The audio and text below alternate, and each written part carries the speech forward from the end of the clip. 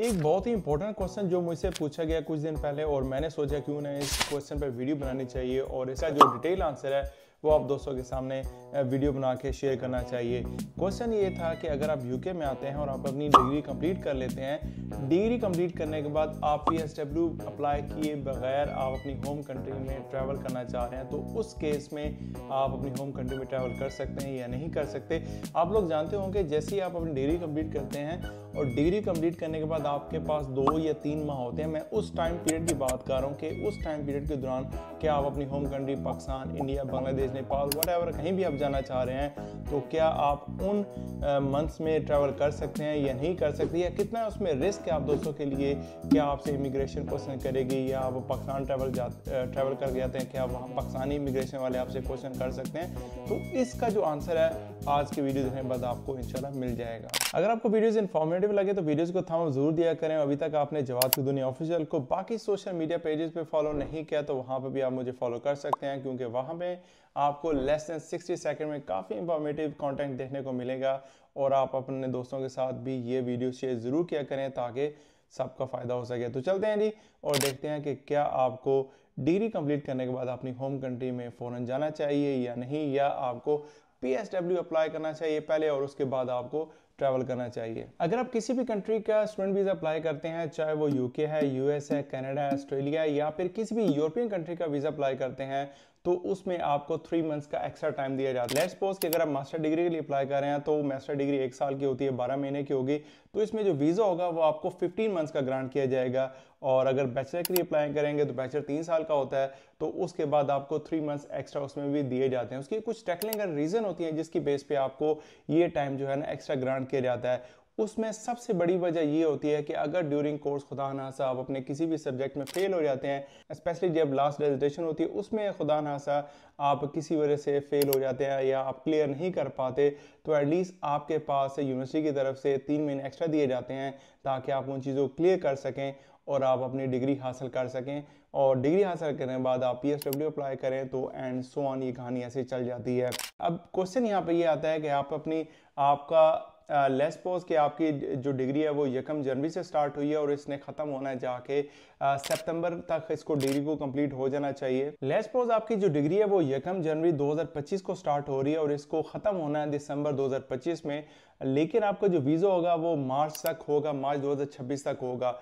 अगर आपकी जो डिग्री है वो दिसंबर में कंप्लीट हो जाती है, उसके बाद आपका प्लान है कि हम अपनी कंट्री में ट्रैवल कर सकें, कोई भी रीज़न हो सकती है, आप अपनी होम कंट्री विजिट करना चाह रहे हैं या खुदा ना ऐसा कोई इमरजेंसी बन गई है, आपको अपनी होम कंट्री में वापस जाना पड़ता है, तो इस केस में क्या आपको 2-3 महीने वेट करना चाहिए, आपको PSW अप्लाई करके उसके बाद जाना चाहिए, या आपके पास जो जनवरी से लेकर मार्च तक का टाइम होगा उसके अंदर आप ट्रैवल कर सकते हैं या नहीं। तो बेसिकली ये क्वेश्चन है। तो यहाँ पे आपके टेक्निकली अगर बात की जाए, इमिग्रेशन रूल्स एंड रेगुलेशन के वजह से बात की जाए तो इसमें कोई टेक्निकल प्रॉब्लम नहीं है, आप ट्रैवल कर सकते हैं। लेकिन जब ये क्वेश्चन मुझसे पूछा गया स्टूडेंट की तरफ से, मैंने उनको ये रिकमेंड किया कि आप इस वाले से कोई भी रिस्क ना लें, आप बेहतर है कि अपना PSW अप्लाई करें। PSW अप्लाई करने के बाद आप फ्री ऑफ माइंड अपने होम कंट्री में आप ट्रैवल कीजिएगा। तो इसके बाद उन भाई का ये रिप्लाई था कि मैंने यूनिवर्सिटी से चेक कर लिया, यूनिवर्सिटी वालों ने मुझे बोला कि आप कोई टेक्निकल इशू नहीं है, इवन के अगर आपका 1 दिन का वीज़ा भी रहता हुआ आप वापस आ जाते हैं तो देन यहाँ की जो इमिग्रेशन है, यूके इमिग्रेशन है, वो आपको अलाउ करेगी कि आप यहाँ पे आ सकते हैं।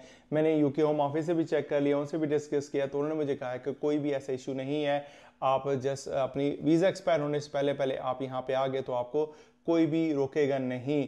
तो यहाँ पे मैंने उनको कहा कि भाई आपको बिल्कुल भी 1% भी रिस्क नहीं लेना चाहिए। गॉड फॉरबिड, खुदा ना सब अपनी होम कंट्री में जाते हैं और किसी वजह से आप स्टक हो जाते हैं, कोई ऐसी इमरजेंसी बन सकती है कि आप टाइम पे ट्रैवल नहीं कर पाते, तो देन आप उस केस में क्या करेंगे।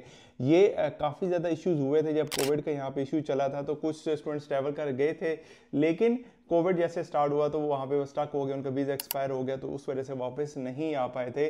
तो मैं जस्ट वो क्या कहते हैं ना, to be on the safe side, में आप लोगों को यही रिकमेंड करता हूँ कि आपकी डिग्री अगर कंप्लीट हो जाती है तो आप यहाँ पे वेट करें और जैसे आप अपना PSW रिसीव करें उसके बाद आप फ्री ऑफ माइंड अपनी होम कंट्री में ट्रैवल करें, ताकि आपको किसी वाले से कोई भी परेशानी का सामना ना करना पड़े। बॉटम लाइन ये है कि अगर आपका वीज़ा एक्सपायर होने में 2 से 3 माह बाकी हैं तो तब आप ट्रैवल कर सकते हैं, लेकिन आपने मेक श्योर करना है कि वीज़ा एक्सपायर होने से पहले पहले वापस आपने यूके में एंटर होना ज़रूर है। अब यहाँ पे आपके माइंड में क्वेश्चन आ सकते हैं कि अगर हम अपनी होम कंट्री में ट्रैवल कर जाते हैं तो वहाँ की इमिग्रेशन हमसे क्या क्वेश्चन पूछेगी, या यहाँ आने के बाद यूके इमिग्रेशन वाले हमसे किस किस्म के क्वेश्चन कर सकते हैं। अगर हम अपनी होम कंट्री की बात करें तो डेफिनेटली हम देसी लोग हैं तो वो किसी न किसी हवाले से इस वो क्या कहते हैं ना, इस जुगाड़ में रहते हैं कि हम किसी न किसी हवाले से स्टूडेंट्स को परेशान करें या कुछ ऐसे क्वेश्चन करें, उनको फंसाने की कोशिश करें।